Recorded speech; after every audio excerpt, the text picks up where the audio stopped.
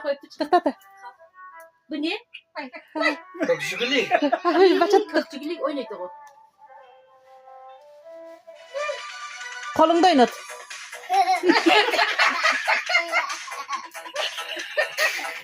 Diş pişirmeye kireççi kız çeker. Git içeri git.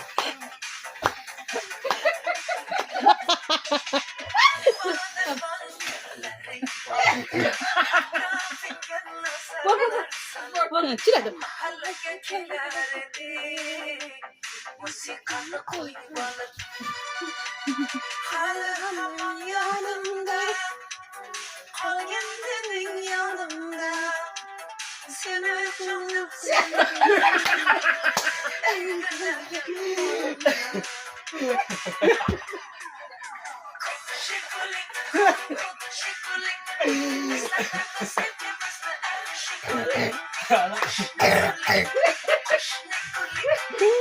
Kadar tövbe. Давай, давай. Tıraş et, makineydi. Ama böyle şişeydi.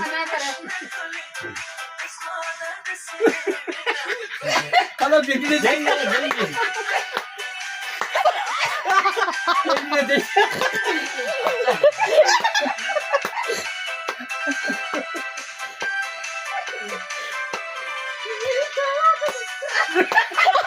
Karıcak.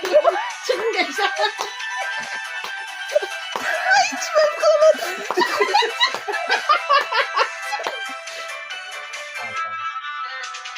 İkimiz sahte ettik, sevgimiz ham bir kopar, ismimiz yazar idik.